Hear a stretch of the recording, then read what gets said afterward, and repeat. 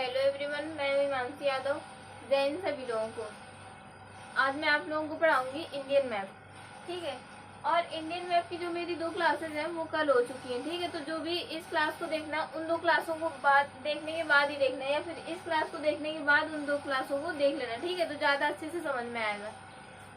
तो आज हम लोग पढ़ेंगे इंडियन मैप। इंडियन मैप में जो मैंने 2 क्लासों में पढ़ाया है उसको शॉर्ट में रिवाइज करा देती हूँ। सबसे पहले दिन मैंने क्या बताया था कि इंडियन मैप जो है वो होता क्या है। उन 2 क्लासों में ये मैंने डिटेल से पढ़ाया है, ये केवल रिवाइज करा रही हूँ, ठीक है। तो उन 2 क्लासों को पढ़ने के बाद ही इसको पढ़ना। तो सबसे पहले इंडियन मैप है क्या। तो जो भारत देश की अंतर्राष्ट्रीय सीमा है, ठीक है, भारत देश की अंतर्राष्ट्रीय सीमा और राज्यों की सीमाओं को मिलाकर जो ढांचा तैयार किया जाता है कि देश में इस जगह इस सीमा तक ये राज्य सीमित है और इस सीमा तक ये राज्य सीमित है, ठीक है। उसी ढांचे को हम लोग क्या कहते हैं, भारत का नक्शा कहते हैं, यानी इंडियन मैप कहते हैं। उसके बाद मैंने बताया था कि सबसे पहले इंडियन मैप किसने बनाया था, तो एराटोस्थनीज ने बनाया था। किसने, एराटोस्थनीज ने। दूसरी बात मैंने बताई थी कि विश्व का जो पहला नक्शा है वो किसने बनाया था, वो एनाक्सीमेंडर ने बनाया था। किसने, एनाक्सीमेंडर ने। और भारत का नक्शा बनाने का सबसे पहले एराटोस्थनीज को ऑर्डर किसने दिया था, तो सिकंदर ने दिया था। सिकंदर कैसा शासक था, तो सिकंदर यूनानी शासक था, ठीक है। और सिकंदर ने यह ऑर्डर एराटोस्थनीज को कब दिया था, तो सिकंदर ने एराटोस्थनीज को भारत का नक्शा बनाने का ऑर्डर जो था वो 300 ईसा पूर्व पहले दिया था। अब ये ईसा पूर्व क्या है, ये मैंने सब उस क्लास में डिटेल में बताया, ठीक है। तो इसको पढ़ने के बाद उन 2 क्लासों को जरूर पढ़ लेना। ईसा पूर्व बता देती हूँ कि ईसा पूर्व क्या होता है। जैसे मैंने कहा 300 ईसा पूर्व, 300 ईसा पूर्व ऑर्डर दिया था सिकंदर ने एराटोस्थनीज को भारत का नक्शा बनाने का। तो ईसा पूर्व क्या है, तो जैसे कहा 300 ईसा पूर्व, तो ईसा मसीह के जन्म से 300 साल पहले। 300 ईसा पूर्व मतलब ईसा मसीह के जन्म से 300 साल पहले, ठीक है। इसके बाद मैंने उसमें कई चीजें बताई थी, ठीक है। तो इस क्लास को पढ़ने के बाद तुरंत उन क्लासों को पढ़ लेना, अच्छे से समझ में आ जाएगा।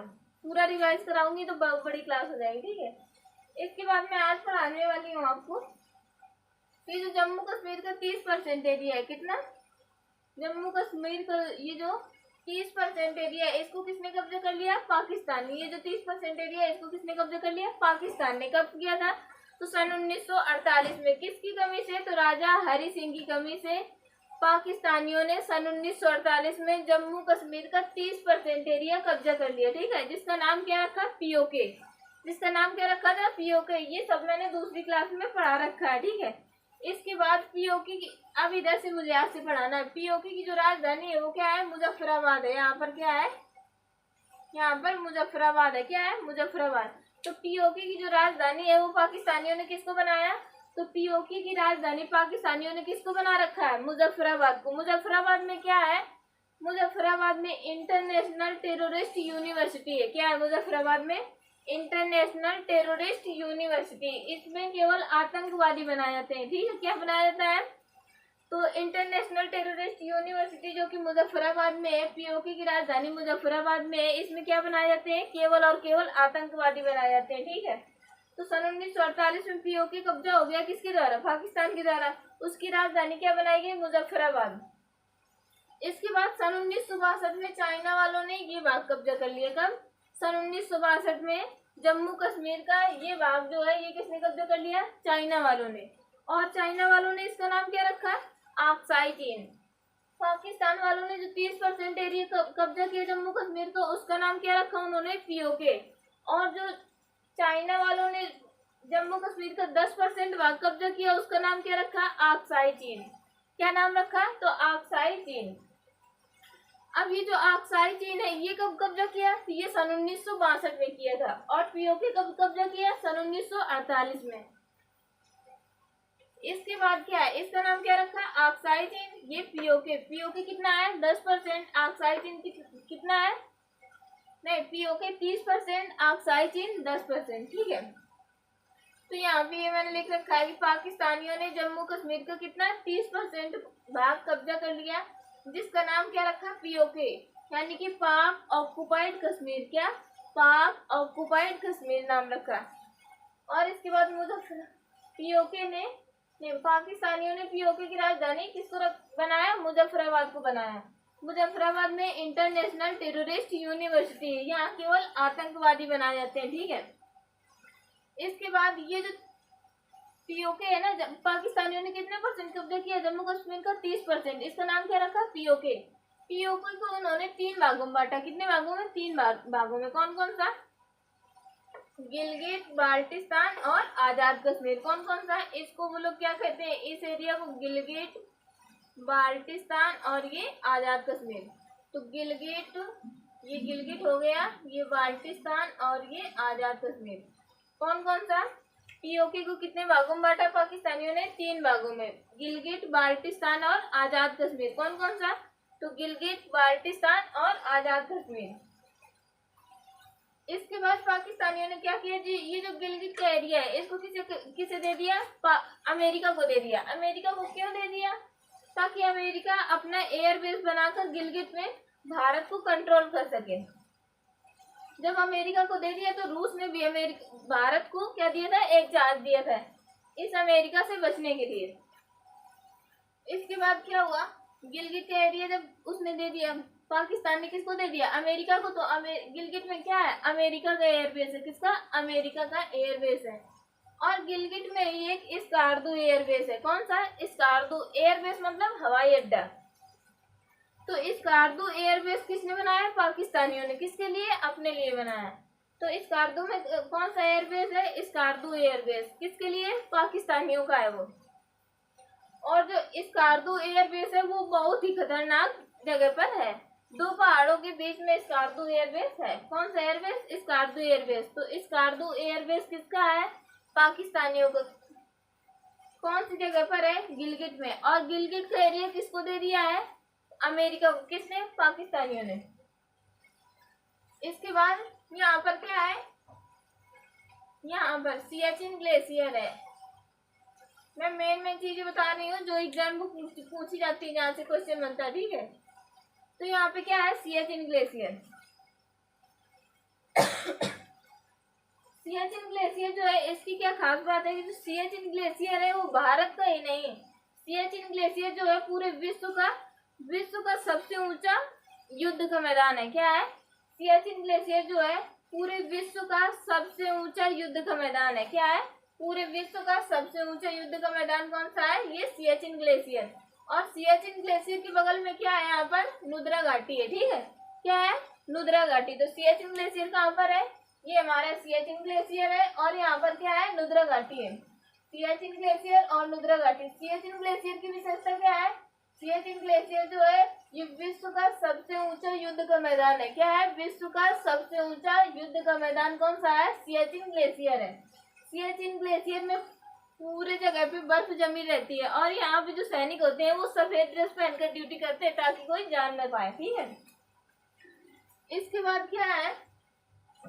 यहाँ पर एक हवाई अड्डा है। कौन सा है? दौलत बेग ओल्डी हवाई अड्डा। कौन सा हवाई अड्डा? दौलत बेग ओल्डी। ये सियाचिन ग्लेशियर सबसे ऊंचा विश्व का सबसे ऊंचा युद्ध का मैदान है। उसके बगल में ये क्या है? नुब्रा घाटी है। और यहाँ पर ये क्या है? दौलत बेग ओल्डी हवाई अड्डा। कौन सा? तो दौलत बेग ओल्डी हवाई अड्डा। दौलत बेग ओल्डी हवाई अड्डा ये भी बहुत खतरनाक लोकेशन पे है, ठीक है ना। यहाँ पे सर्द बहुत ज्यादा ठंडी पड़ती है। तो ये कौन सा? दौलत बेग ओल्डी हवाई अड्डा। ये सियाचिन ग्लेशियर है और ये नुब्रा घाटी है। तो जो सियाचिन ग्लेशियर में सैनिक रहते हैं उनके लिए सब सामान कहाँ पर जाता है? दौलत बेग ओल्डी में। कहाँ पर? दौलत बेग ओल्डी जो हवाई अड्डा है बहुत खतरनाक लोकेशन में है। यहीं पर सियाचिन ग्लेशियर में जो सैनिक लगते हैं उनके लिए सब सामान कहाँ पर जाता है? तो दौलत बेग ओल्डी हवाई अड्डे में। और यहाँ पर कौन सा हवाई अड्डा है? तो स्कार्दू एयरबेस। किसका है? पाकिस्तानियों ने अपने लिए बनाया। कौन सा? स्कार्दू एयरबेस। इसके बाद देखो ये क्या हो गया? गिलगित बाल्टिस्तान आजाद कश्मीर। ये अक्साई चीन हो गया। ये सियाचिन ग्लेशियर दुनिया का सबसे ऊंचा विश्व का सबसे ऊंचा युद्ध का मैदान। और इसके बगल में नुब्रा घाटी और ये दौलत बेग ओल्डी हवाई अड्डा। तो सियाचिन ग्लेशियर में जो सैनिक लगते हैं उनके लिए सब कुछ खाना कहाँ पर जाता है? सामान तो दौलत बेग ओल्डी में। कहाँ पर जाता है? तो दौलत बेग ओल्डी में।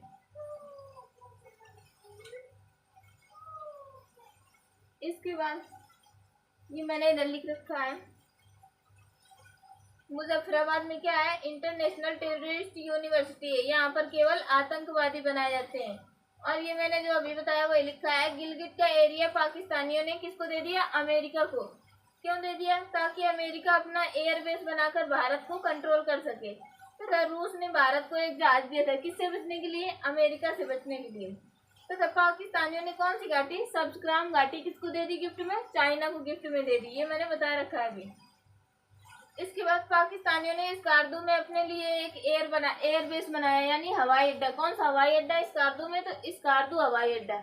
स्कार्दू एयरबेस किसका है, पाकिस्तानियों का, जो कि बहुत ही खतरनाक है, दो पहाड़ों के बीच में। चाइना ने भी जम्मू कश्मीर का 10% भाग कब्जा कर लिया, कब, सन 1962 में। ये नहीं लिखा, मैं लिख देती हूँ यहाँ पे, सन 1962 में चाइना ने जम्मू कश्मीर का 10% भाग कब्जा कर लिया सन 1962 में। और उसका नाम क्या रखा, आक्साई चीन। यहाँ पे नहीं लिखा हुआ है, लेकिन ये लिखा हुआ है, इधर से आप लोग देख के लिख लेना, ठीक है। 10% एरिया कब्जा कर लिया, इसका नाम क्या रखा, आक्साई चीन। इसके बाद यहाँ पर क्या है, K2, कहाँ पर, इधर पर ऐसे है, क्या है, K2 यहाँ पे ऐसे हिमालय पर्वत है। और इसकी सबसे ऊंची चोटी हिमालय पर्वत कहाँ पर है, नेपाल में है। इसकी सबसे ऊंची चोटी कौन सी है, K2 है। कौन सी, K2। तो K2 कहाँ पर है, पीओके में। तो K2 जो है किसका है, भारत का है, परंतु भारत में नहीं है। K2 किसका है, भारत का है, परंतु भारत में नहीं है। क्यों भारत में नहीं है, क्योंकि वो पीओके में पड़ता है। और पीओके किसने कब्जा कर लिया, पाकिस्तानियों ने, ठीक है। तो K2 जो है भारत का है, परंतु भारत में नहीं है। इससे क्वेश्चन बन सकता है कि K2 किसका है, तो भारत का है, परंतु वर्तमान में कहाँ पर है, भारत में नहीं है, बल्कि ये पाकिस्तान में माना जाएगा, ठीक है। और K2 की ऊंचाई कितनी है, 8611, यानी कि 8611 इसकी ऊंचाई है। K2 की ऊंचाई कितनी है, 8611, ये लिखा हुआ है। K2 भारत का है, परंतु भारत में नहीं है, क्योंकि ये कहाँ पर है, पीओके में है। K2 की ऊंचाई कितनी है, 8611। और ये मैंने अभी बताया, दौलत बेग ओल्डी सबसे फॉरवर्ड एयरबेस है, ठीक है। सियाचिन ग्लेशियर दुनिया का सबसे ऊंचा विश्व का मैदान है, ये भी मैंने बता दिया। सियाचिन ग्लेशियर में फौजी सफेद ड्रेस पहनकर ड्यूटी करते हैं, ताकि पता न चले, ये भी अभी मैंने बताया, तो वही लिखा हुआ, ठीक है। अब इसके बाद क्या है, यहाँ पर क्या है, लेह जो है वो सड़क भी है, और लेह जो है वो क्या है, एयरपोर्ट भी है। लेह क्या है, लेह हमारी सड़क भी है, और लेह एयरपोर्ट भी है। लेह में क्या है, एयरपोर्ट भी है, और लेह सड़क भी है। तो यहाँ पर क्या पड़ता है, लेह यहाँ पर पड़ता है, ठीक है। तो लेह सड़क भी है, तथा लेह एयरपोर्ट भी है। अब लद्दाख और दौलत बेग ओल्डी के बीच में कौन सा, थोइस एयरपोर्ट है। यहाँ पे ये दौलत बेग ओल्डी, और यहाँ पे क्या है, लद्दाख। दौलत बेग ओल्डी और लद्दाख के बीच में क्या है, दौलत बेग ओल्डी और लद्दाख के बीच में थोइस एयरपोर्ट है। कौन सा एयरपोर्ट, थोइस एयरपोर्ट है। तो लद्दाख और दौलत बेग ओल्डी के बीच में कौन सा एयरपोर्ट है, थोइस एयरपोर्ट। थोइस एयरपोर्ट किसका एयरपोर्ट है, तो थोइस एयरपोर्ट जो है वो आर्मी का एयरपोर्ट है। किसका, आर्मी का। तो थोइस एयरपोर्ट कहाँ पर है, लद्दाख और दौलत बेग ओल्डी के बीच में। यहाँ पर क्या है, यहाँ पर थोइस एयरपोर्ट है। और यहाँ पर फिर इसके बाद पंगोंग त्सो झील है। कौन सी झील, पंगोंग त्सो झील, जो कि चाइना से होती हुई आती है। पंगोंग त्सो झील कौन सी झील है, तो पंगोंग त्सो झील। इसमें चाइना कब, सन 2020 में, अभी की बात है, तो 4-5 साल पहले की। पंगोंग त्सो झील में कौन घुस गया था, चाइना, सन 2020 में। और कह रहा था ये झील मेरी है। तो भारत में इसके बाद जब घुस गया चाइना पंगोंग त्सो झील में, और कह रहा है कि ये झील मेरी है, तो भारत में मीटिंग हुई थी, 14 राउंड मीटिंग, 14 राउंड मीटिंग हुई थी। उसके दौरान चाइना वापस लौटा था। वापस लौटने के लिए कौन सी मीटिंग हुई थी, 14 राउंड मीटिंग हुई थी, ठीक है। तो पंगोंगसो झील में चाइना कब घुस गया था? सन 2020 में। तब 14 राउंड मीटिंग हुई, 14 राउंड मीटिंग हुई वापस लौटने के लिए। क्यों? वापस लौटने के लिए। अब क्या लिखा हुआ है? पहले गर्मियों में जम्मू कश्मीर की राजधानी होती थी श्रीनगर और सर्दियों में आ जाती थी जम्मू। तो श्रीनगर कहाँ पर है? ये। और जम्मू कहाँ पर है? ये। तो श्रीनगर की पहले राजधानी क्या होती थी? जम्मू कश्मीर की पहले राजधानी होती थी श्रीनगर। कब? तो गर्मियों में राजधानी क्या होती थी? श्रीनगर। किसकी? जम्मू कश्मीर की। पहले जम्मू कश्मीर की राजधानी क्या होती थी? सर्दियों में श्रीनगर होती थी और गर्मियों में कहाँ पर आ जाती थी? जम्मू में। तो जो जम्मू कश्मीर की राजधानी है वो सर्दियों में क्या कहाँ होती थी? गर्मियों में। तो गर्मियों में होती थी श्रीनगर में। श्रीनगर में गर्मियों में क्यों होती थी? तो गर्मियों में श्रीनगर में इसलिए होती थी क्योंकि यहाँ पर सर्दियों में बहुत ज्यादा ठंडी पड़ती है, ठीक है, और गर्मियों में आपका मौसम सम रहता है। इसलिए गर्मियों में क्या रहती थी? राजधानी जम्मू कश्मीर की श्रीनगर। और सर्दियों में यहाँ पर बहुत ज्यादा सर्दी पड़ने लगती है, ठीक है। हर एक कोई भी चीज हो उस पर बर्फ जम जाती है। तो यहाँ पे श्रीनगर में सर्दियों में बहुत ज्यादा सर्दी पड़ने लगती है, इसलिए सर्दियों में जम्मू कश्मीर की राजधानी कहाँ पर आ जाती थी? जम्मू में। और गर्मियों में कहाँ पर चली जाती थी? श्रीनगर में, क्योंकि गर्मियों में यहाँ पर मौसम सम रहता है और सर्दियों में यहाँ पर ज्यादा ठंड होने के कारण इसकी राजधानी कहाँ आ जाती थी? जम्मू में। तो पहले जम्मू कश्मीर की राजधानी गर्मियों में कहाँ पर रहती थी? तो श्रीनगर में। और सर्दियों में कहाँ पर आ जाती थी? तो जम्मू में। ये क्या है? यहाँ पर श्रीनगर है और ये क्या है? जम्मू है। तो जम्मू कश्मीर की राजधानी क्या थी? श्रीनगर। जम्मू कश्मीर की राजधानी क्या है? तो जम्मू कश्मीर की राजधानी है श्रीनगर। श्रीनगर की स्थापना किसने की थी? तो श्रीनगर की स्थापना अशोक ने की थी। किसने? अशोक ने। पहले बिंदुसार ने किसको भेजा था? सुसीम को भेजा था श्रीनगर की स्थापना करने के लिए, परंतु सुसीम जो था वो जम्मू कश्मीर की जनता से पिटा के आ गया था। तो उसके बाद बिंदुसार ने भेजा किसको? अशोक को। अशोक गया और मारकर रद्द कर दिया सबको। और किसकी स्थापना की थी? श्रीनगर की स्थापना की थी। किसने? अशोक ने। बिंदुसार ने पहले किसको भेजा था? सुसीम को। उसके बाद किसको भेजा? तो अशोक को। और अशोक ने क्या किया? जम्मू कश्मीर की श्रीनगर की स्थापना की। परंतु सुसीम जो था वो श्रीनगर की स्थापना नहीं कर पाया था। किसने किया? अशोक ने जाकर श्रीनगर की स्थापना की। तो यहाँ पे लिखो, पहले गर्मियों में जम्मू कश्मीर की राजधानी होती थी क्या? श्रीनगर। क्यों? क्योंकि गर्मियों में यहाँ पर मौसम सम रहता है और सर्दियों में आ जाती थी जम्मू में, क्योंकि यहाँ पर कुछ ज्यादा सर्दी पड़ने लगती है सर्दियों में, इसलिए कहाँ पर आ जाती थी? जम्मू में। नंगा पर्वत कहाँ पर है? पीओके में। नंगा पर्वत की ऊंचाई कितनी है? 8126 और पीओके की ऊंचाई कितनी है? 8611। नंगा पर्वत कहाँ पर है? पीओके में है, यहाँ पर है। नंगा पर्वत कहाँ पर है? पीओके में, यहाँ पर नंगा पर्वत है। कौन सा पर्वत? तो पीओके में यहाँ पर नंगा पर्वत है। नंगा पर्वत की ऊंचाई कितनी है? 8126। कहाँ पर है? तो 8126 इसकी ऊंचाई है और ये कहाँ पर पड़ता है? पीओके में पड़ता है भारत का, परंतु कहाँ पर है? पीओके में। जैसे K2 भारत का है परंतु अभी भारत में नहीं है। कहाँ पर है? पीओके में। वैसे नंगा पर्वत जो है भारत का है परंतु अभी कहाँ पर है? वर्तमान में पीओके में है। इसके बाद यहाँ पर है लाइन से उरी, गुलमर्ग और पुंछ। यहाँ पर क्या है? उरी, गुलमर्ग और पुंछ। तो उरी में क्या हुआ था? सर्जिकल स्ट्राइक हुआ था। कब? सन 2019 में, जब पुलवामा अटैक हुआ था 14 फरवरी सन 2019 में, तब उरी में सर्जिकल स्ट्राइक किया गया था। कहाँ पर?